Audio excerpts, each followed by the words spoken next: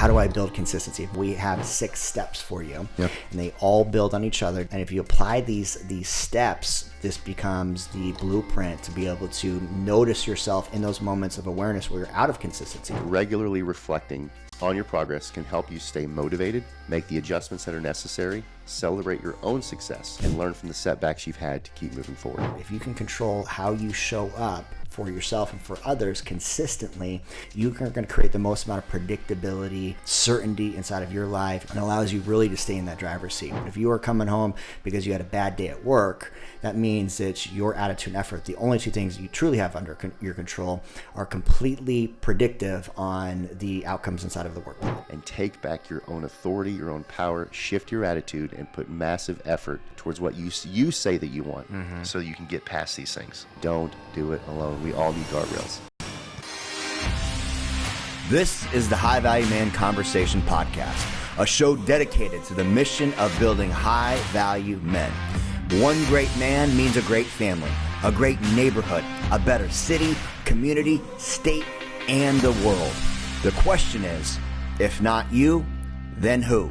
Welcome back to the High Value Man Conversation. This is episode 22 in the house, and today we are talking about marriage mastery begins here. Yeah. So how to have, and Josh is clearly the expert on this one, but how to have a marriage of your dreams, to have the freedom, the excitement, the pursuit, the passion, all those things that you say that you want in the dynamic of your romantic relationship.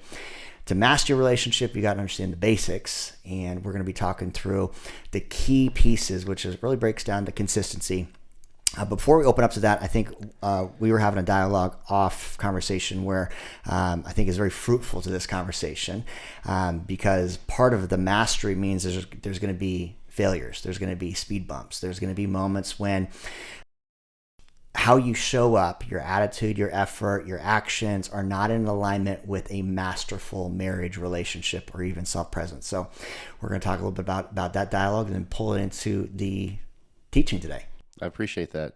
So for everyone listening, this was Aaron and I were just in some conversation in preparation to our time today, and it was certainly not my intent, as I shared, to be sharing with you. But Aaron goes, "Man, that's really good. That'll go with what we're teaching. So like you're going to share that." So yes, sir, I'll share it. And the reason why I feel that way is this is an episode that happened in my home last night. Solid 15 hours ago. This is what we went through. So as a lot of you know, I've got a newborn, 2-month-old in our house.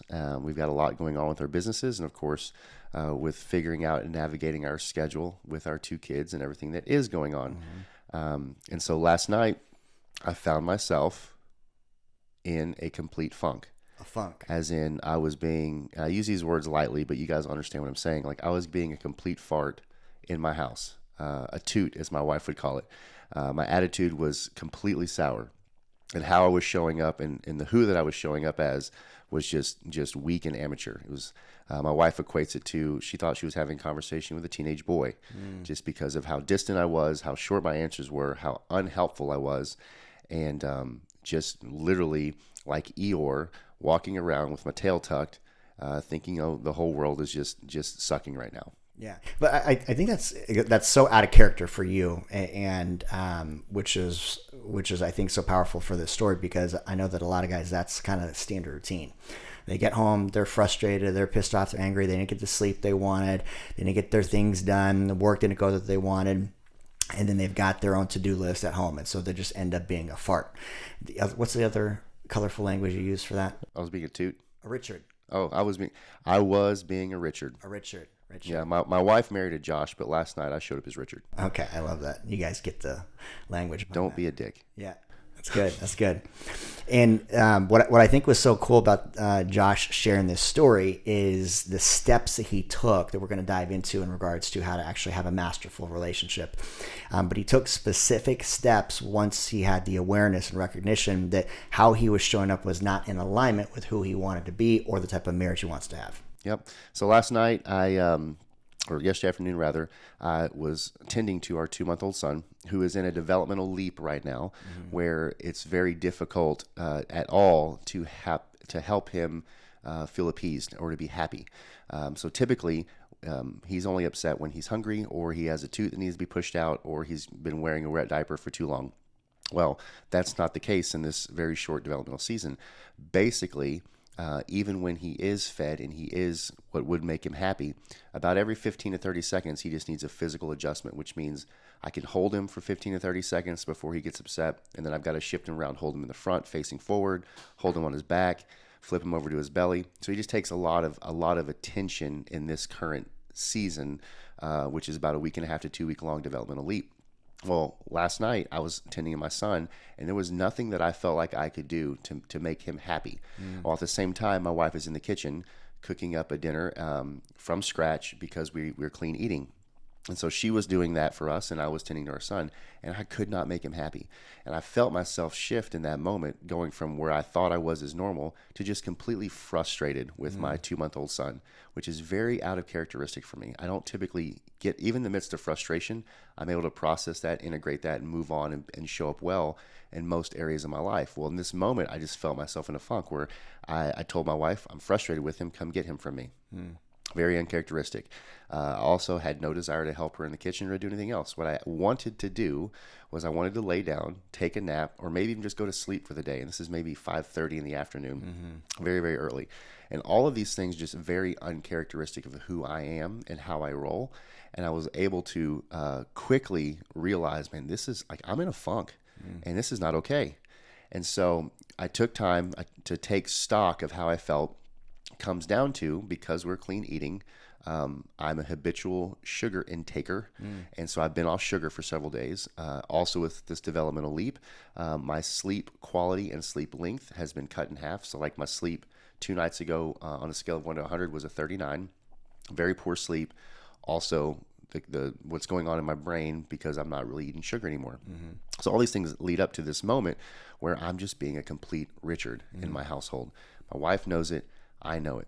And so I come to this realization, and I know and I believe, it's something we talk about, that my attitude is something I can actually control. And my attitude was very sour last night.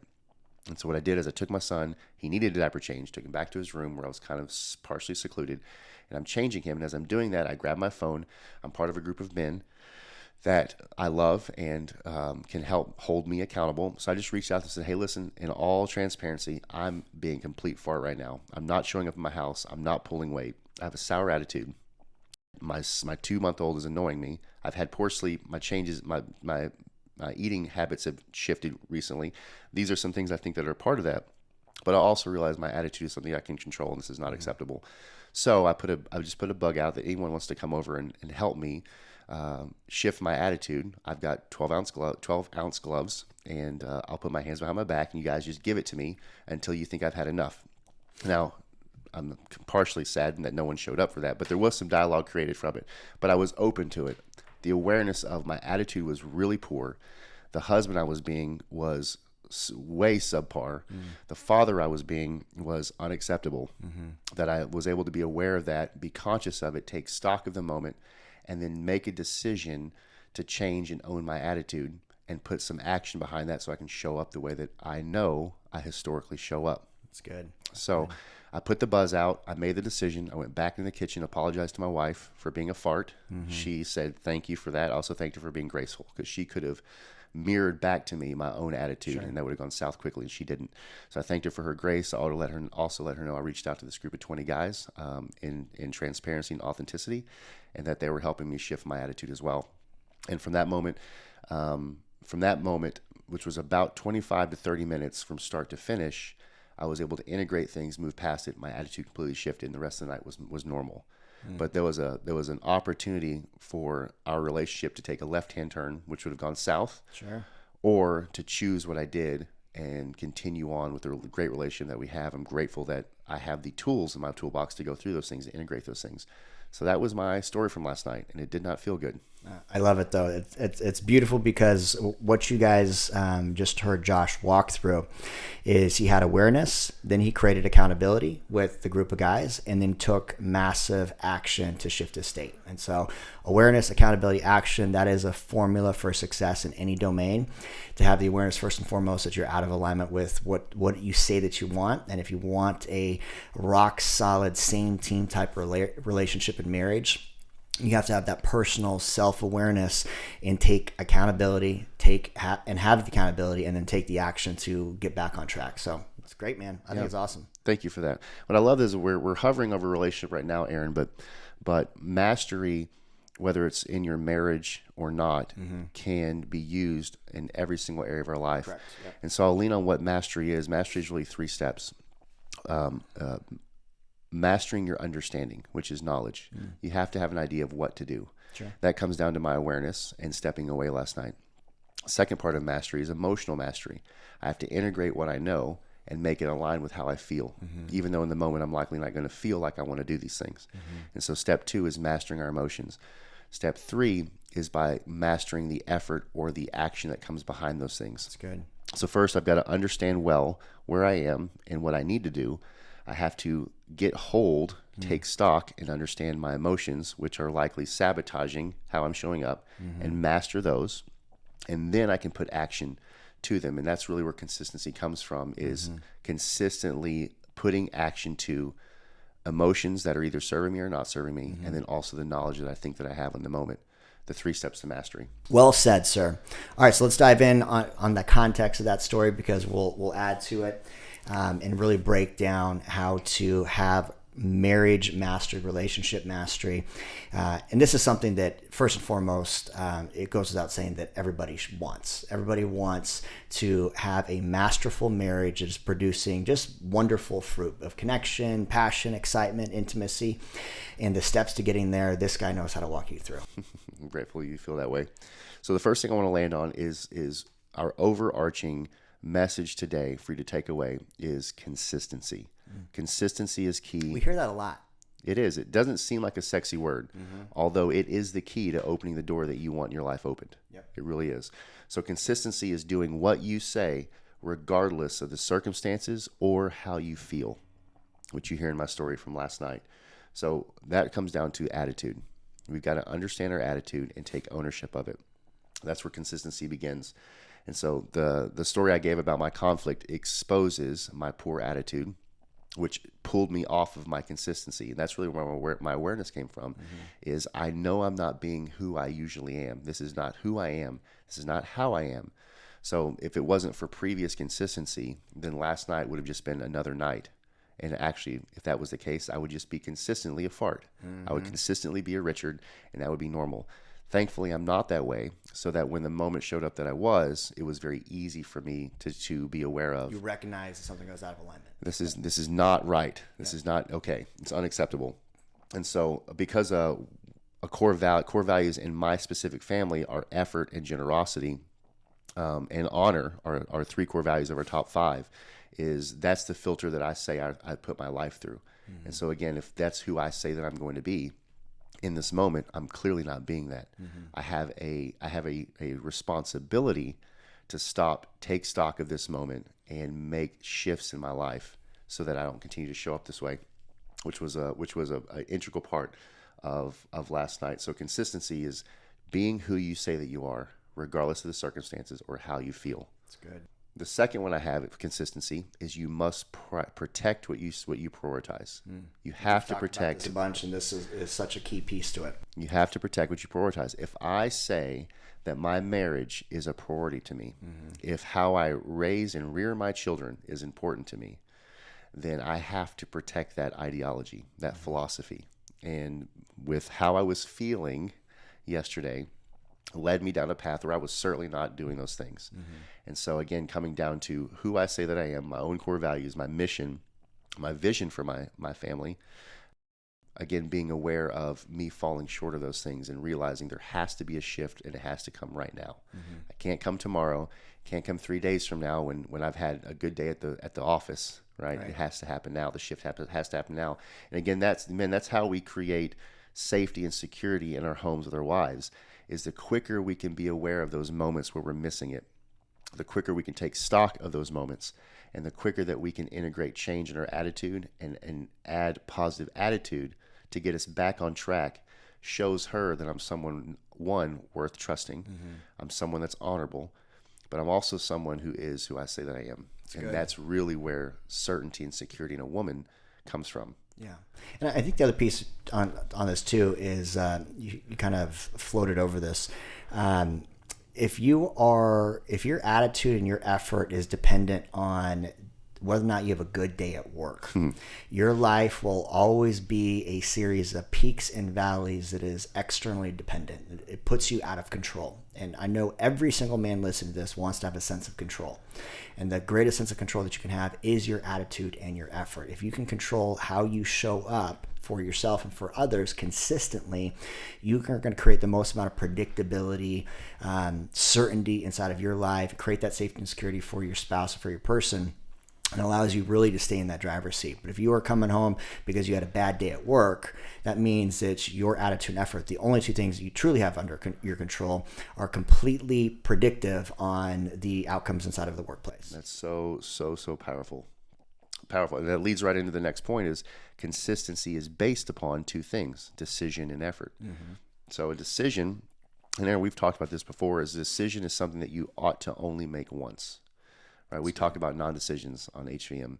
So non-decision or decision in general is you decide what you want at the cost of everything else.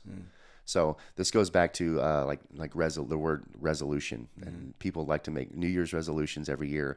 And how long do those typically last? Right. Like 2 weeks at best, because you think you've made a decision, but you're having to remake that decision every day. And as good as you think you are, it typically will last about 2 weeks. Right. Before you go back to your default ways, ways of thinking, as well as your default ways of being. And so if you truly make a decision, it has to be made one time, and you might spend the rest of your life managing that decision. Mm-hmm. But the only way to truly make a decision is to do it one time and never go back on it. Yep. And that's a big piece of it. The other piece is the effort. So decision, what I have written, is decisions based on the philosophy of resolution. And resolution essentially means to cut off. So burn the boats, right? So if you make a decision, there's no other options for you because you've already decided. Right. Pre-decide, burn the boats. So that's that. And then the second one, again, is effort. My personal definition for effort, Aaron, is a determined action based on a desired outcome. So I have this desired outcome to have a peaceful, connected, loving, unified family. And it's going to require my effort regardless of how I feel, regardless of the circumstances, regardless of my day in the marketplace, regardless of how I see myself in the mirror that day. So to put effort behind something is because I have a goal in mind, I have a vision in mind. It is clear. And that's the effort that it's going to require for me to build that. Again, and that has nothing to do with the waves of the storm beating on the hulls of my ship, that I stay in the direction that I say that I want to stay in, and not let the current and the wind shift me and shift the direction I'm going in. Because at that point, I just end up taking laps, and no man wants to get to the end of life and say, I've taken the same 72 laps over and over again, and I've gotten nowhere. Amen. That's regret.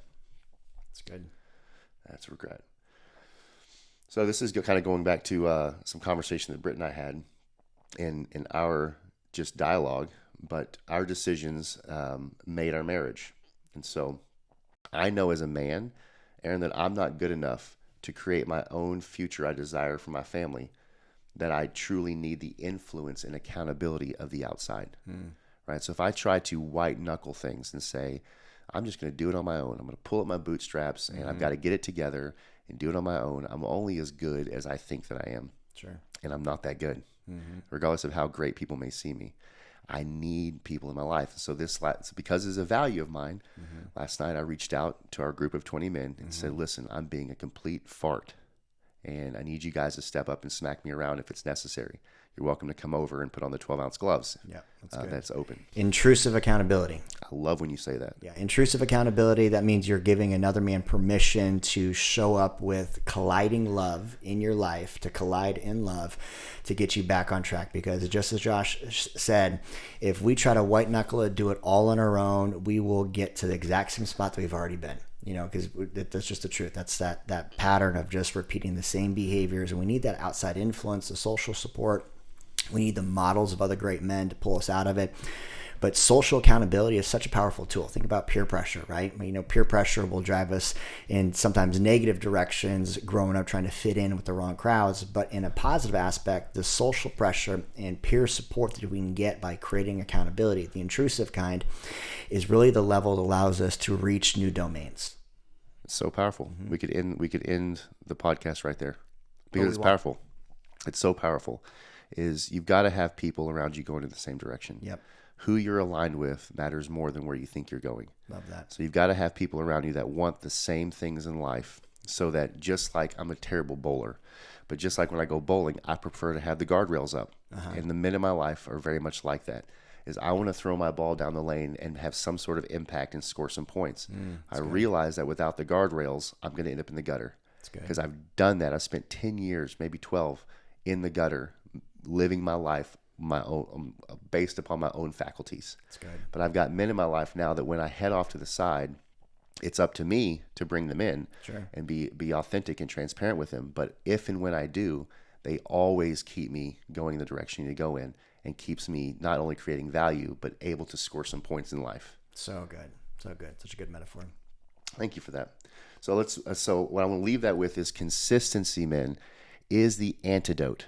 Hear me when I say this. Consistency is the antidote to indifference and complacency. Because at some point, life gets hard. Over and over, life gets hard. And you'll have this feeling, whether it's conscious or unconscious. It can probably be unconscious incompetence, which we can talk about that later. But unconsciously, I can become indifferent in the things that I say are valuable to me. I've been doing this thing. I've been putting in effort. I'm not getting anywhere with it. I feel like taking care of a kiddo. I don't want to help in the kitchen. I just want to nap and take care of myself. That is indifference. And most times when indifference comes into the equation, it's unconscious. You're not truly choosing it. I think people really want the best from their lives. They really want to see the outcomes that their heart desires. But we get inundated with this speed of life that we're in, and indifference can creep up. Indifference becomes the elephant in the room. And then what the second phase to that is complacency. I've entered through, and I've now allowed indifference into my life, and now I'm in a moment of feeling complacent with this is just how things are. Things can't get better. Things can't change. Everything's happening to me. I become a victim in my life. Good. That is a picture of complacency. And sad place to be. It's a very sad place to be, because you have no power anymore. You have given it all away to the circumstance once you've allowed complacency to take root. So you've got to be aware of those things. If you feel like there's complacency in your life, realize it came from your own personal indifference towards that thing. And take back your own authority, your own power, shift your attitude, and put massive effort towards what you say that you want, so you can get past these things. That's good. And don't do it alone. We all need guardrails. So good, so good. And it comes back to consistency. Yep, I love that. It does. It just, a side note, has me thinking about people have their own negative thoughts when it comes to men's groups or counseling or coaching sometimes. But if we think about the most successful organizations in the world, take your Forbes 150. Yep. All the C-suites, the CEOs, et cetera, all have a cabinet. They all have a board. They all have a group of individuals that every decision for that organization goes through before the CEO signs off on it. Take every major athlete. Every major athlete's got a mindset coach. They've got a nutrition coach. They've got a performance coach. They have coaches because they know that the outcome that they want is to win and to succeed, and they've got blind spots. And if you are operating your life without somebody providing those guardrails to show you what your blind spots are, you're going to end up in the gutter. You're not going to strike the pins. Knock them over.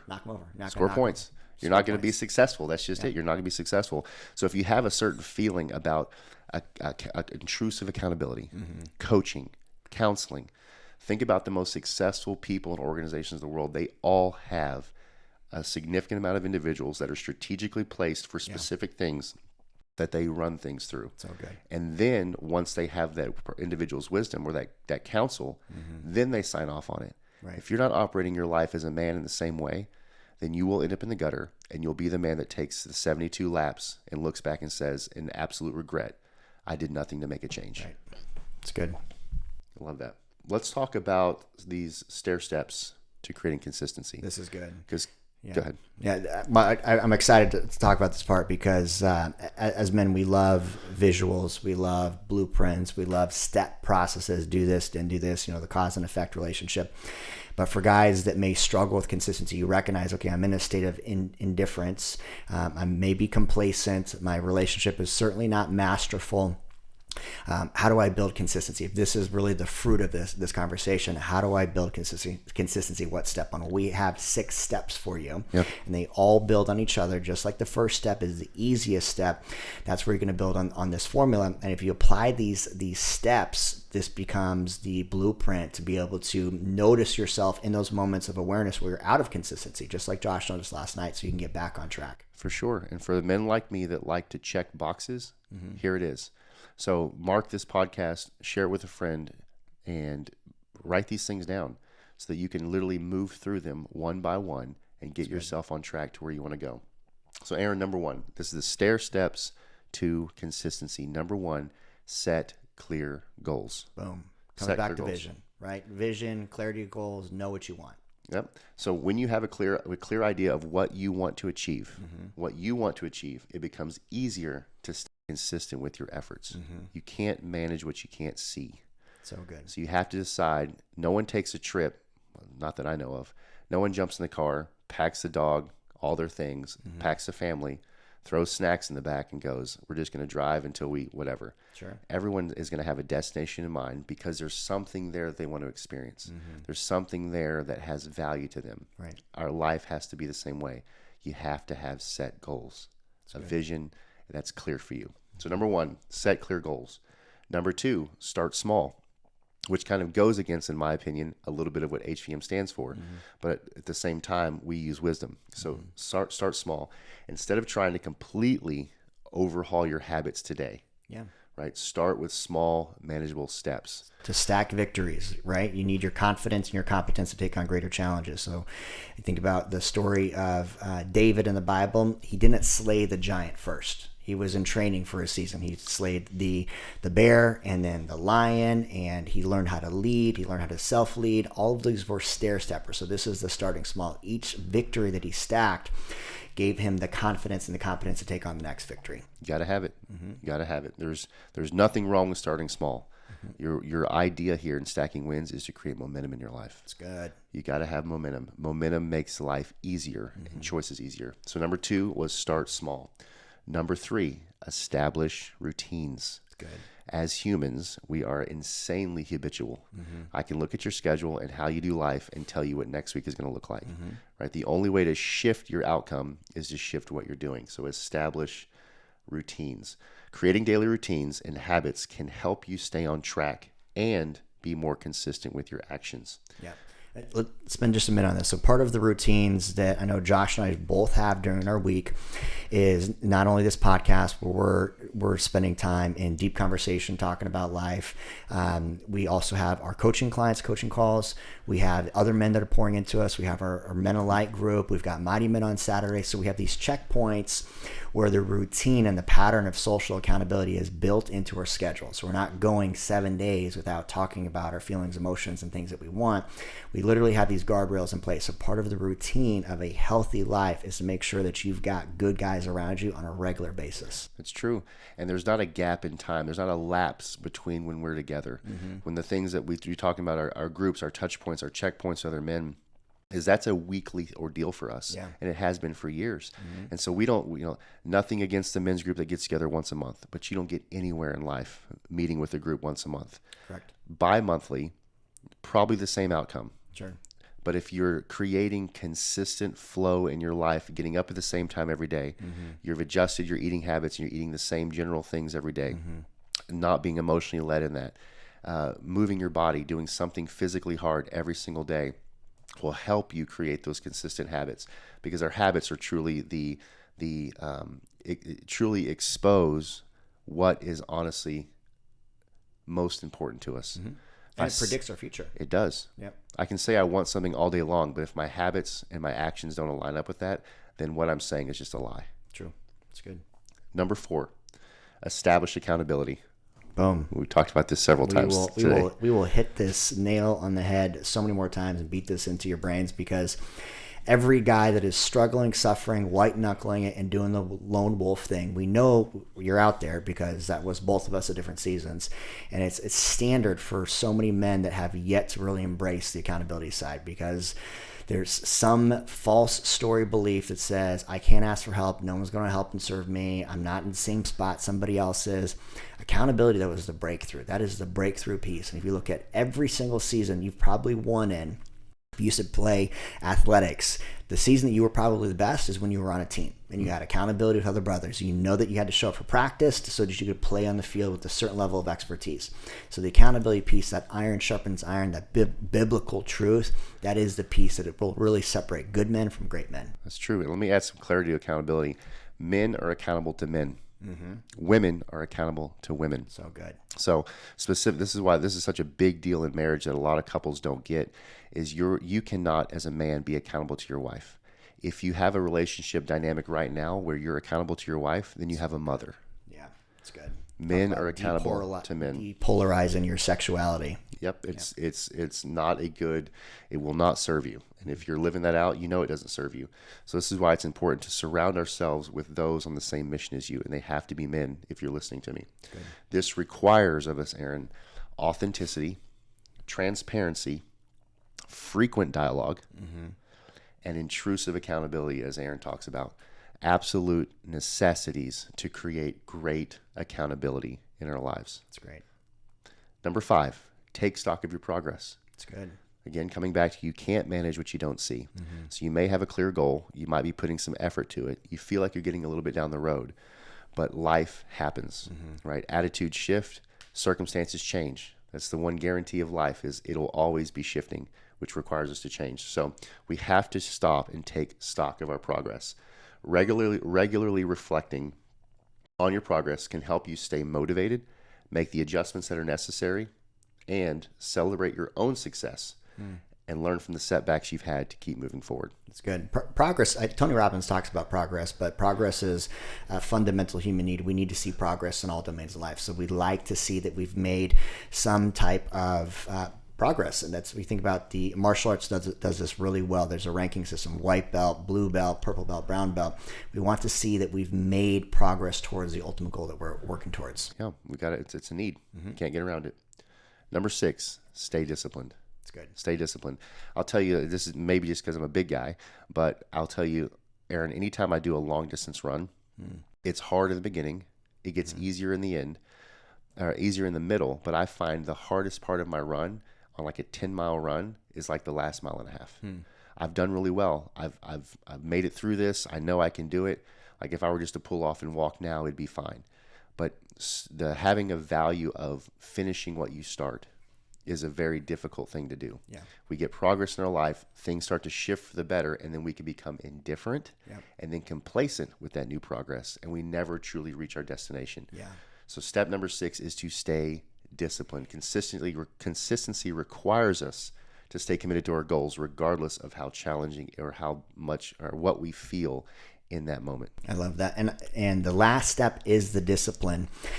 Notice it's not the first step, because all of this builds on each other. And so the clear goals, the starting small, the routines, the accountability, the progress, and the discipline. Discipline becomes easy after you've done these 5 other steps. It becomes a whole lot easier because you're like, I'm on the 9th mile. I have 1 mile left, and I just need to buckle down and discipline myself and stay towards the end, because I can see that there's light at the end of the tunnel.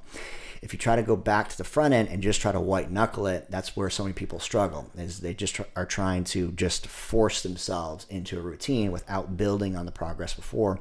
That's typically where you see the start, stop, and they never really finish. Yeah, that's true. And even going back to my story that I kicked off with is, had I not been in the place of discipline for the last several years of my marriage, then last night would have become a fight. Last night would have become a place of contention, and my wife and I this morning would be on 2 separate pages, and we'd have something between us, and who knows where that would lead to. So the whole point of staying disciplined and staying consistent in these things is so that when the moments happen, you can integrate and get back on track quickly. And that's a beautiful part of staying disciplined, because at any point, if you've had any sort of discipline in your life, it's very easy to step off, drag your feet off the wagon, make some allowances in your life, and that can quickly come back and bite you hard. Yep. and life can shift for the negative for you. So the big cap on the end, the exclamation point on the end, is to remind yourself of why you started doing what you decided to do. Be reminded of your goals, be reminded of your wins, and continue to stay on that track, which is stay disciplined. Love it. So again, the 6 steps, just a quick overview, 6 steps of creating consistency in your life is set clear goals, start small, establish routines, establish accountability, take stock of your progress, and stay disciplined. Love it. That's how you build consistency, the fruit and the foundation to mastering your marriage. Love it. Love it. Any questions for these guys? Yeah, so here's a few questions that you can ask yourself. And I would say ask yourself and answer it before you take it to your spouse if you intend to take it to your spouse. But one, what do you need to remain consistent in no matter what life throws at you? That's good. Question 2, what do you want to be consistent in your marriage? That's good. Right? So look at your pain points. What if X plus Y equals Z, and you own a portion of that equation? Yep. If one changes, then the outcome automatically changes. Yeah. So own what you can own. And guys, if you're looking for maybe to look at someone else's winning answer in this, we've touched on this, attitude and effort. That should be part of your answering, is being able to be consistent in your attitude and your effort no matter what the relationship season shows up as. That makes you a winner. That's consistency. The last question I have for you is, what decision do you need to make right now for accountability with a group? So we're talking about the HVM group of men. And so all of us have something in our life that's a pain point. So what decision do we need to make right now and expose it to the group in order to have a good accountability in our lives? Love that. You got to have guardrails. Guardrails are not there to keep you in. Guardrails are to protect you to get to and accomplish the goals that you want in your life, to score points, to knock down the pins, and to be successful at the end of your life. So good. Beautiful. Wonderful, wonderful conversation and live in action, seeing how it works inside of a winning marriage.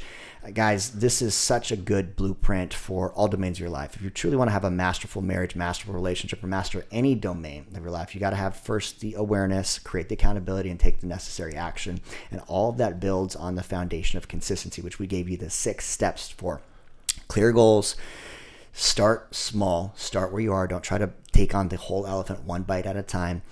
Create routines, accountability, track and measure your progress, and stay disciplined with the course. Yes, indeed. Beautiful conversation. Guys, if this served you on your journey, do us a big favor. Leave us a 5-star review. Share it with a friend. Tag someone else that is on their journey that can be more consistent so you guys can create a little accountability together. And then join us inside of our free group. We got a free group in the High Value Man program where we're dropping some exclusive content. We're having conversation, creating accountability, and just serving you along your mission to be that masterful man. I love it. Much love, many blessings. Talk to you guys soon. Boom.